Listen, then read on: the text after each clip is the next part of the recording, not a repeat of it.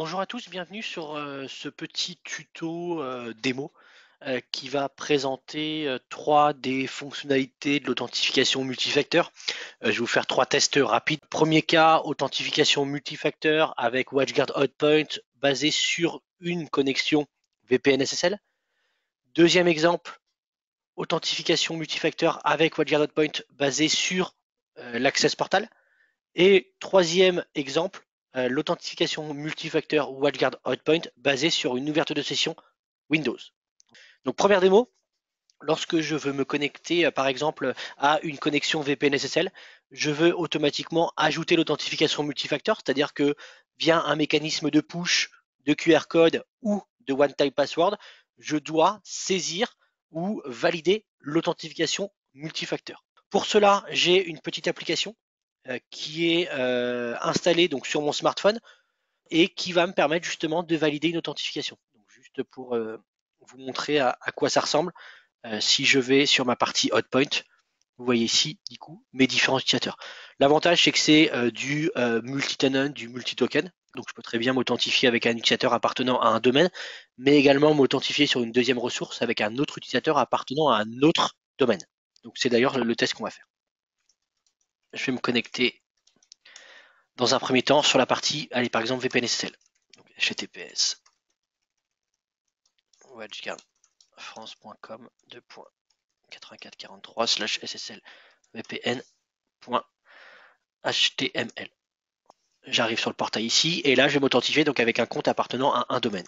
Donc fbovet et le mot de passe qui va bien. D'accord. Donc là automatiquement je viens de faire la demande d'authentification. Et quelques instants plus tard, sur mon équipement, je reçois ici mon push. Je clique dessus et il me demande d'approuver ou non l'authentification. J'approuve l'authentification. La réponse est envoyée, on le voit en bas, opération réussie, vous êtes désormais authentifié. Si je retourne sur mon bureau numéro 1, je vois que j'ai été correctement authentifié. Donc ça, je l'ai fait ici volontairement sur l'interface web, mais quand vous montez un tunnel VPN via votre client, vous avez exactement la même chose. Donc je me déconnecte de là. Hop. Deuxième cas de figure, donc Access Portal avec un compte démo. Donc là, je me connecte non plus sur la partie VPN-SSL, mais sur l'Access Portal. Je me connecte, je suis redirigé vers mon Access Portal, et là, je vais utiliser un compte appartenant à un autre domaine. Donc ça confirme ce que je vous disais tout à l'heure, le multi-tenant. Donc je fais la demande d'authentification ici, donc avec un compte démo appartenant à un second domaine.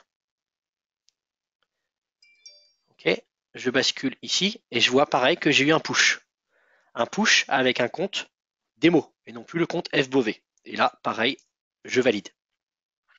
Donc je vois que l'authentification s'est correctement passée. Je rebascule et je vois ici je suis authentifié sur mon Access Portal. Ou l'Access Portal, par exemple, ici, une connexion RDP encapsulée dans le navigateur et je suis correctement connecté. Donc deux cas de figure, connexion à distance, VPN SSL, Access Portal. Dernier cas de figure, authentification sur l'ouverture de session.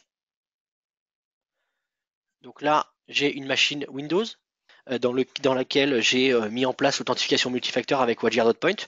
Et donc là, plutôt que de faire un push, on va prendre le cas extrême, c'est-à-dire que la machine n'est pas connectée à Internet, d'accord. Elle n'a pas un accès à Internet parce qu'elle n'est pas encore connectée, elle n'est pas encore configurée, mais je vais quand même pouvoir faire l'authentification. Soit QR code ici, QR code affiche, soit le one-time password. Donc en l'occurrence, on va prendre le one-time password. Je vais retourner juste sur mon bureau ici. Je vais aller chercher mon application Hotpoint. Et moi, je suis le compte WatchGuard France en bas, donc un 098 593. 098 593 et je valide. Et là, quelques instants après, je suis authentifié et j'ai ouvert ma session sur ma machine Windows. D'accord. Donc, trois types, en l'occurrence, d'authentification, soit via un push, soit via la lecture d'un QR code qui va me générer derrière un code d'authentification, soit via le one-time password. Donc, authentification multifacteur, WatchGuard Hotpoint, multi-tenant, multi-jeton, multi-utilisateur. Merci d'avoir suivi cette démo. Si vous avez des questions, n'hésitez pas, france@watchguard.com. Merci beaucoup. Au revoir.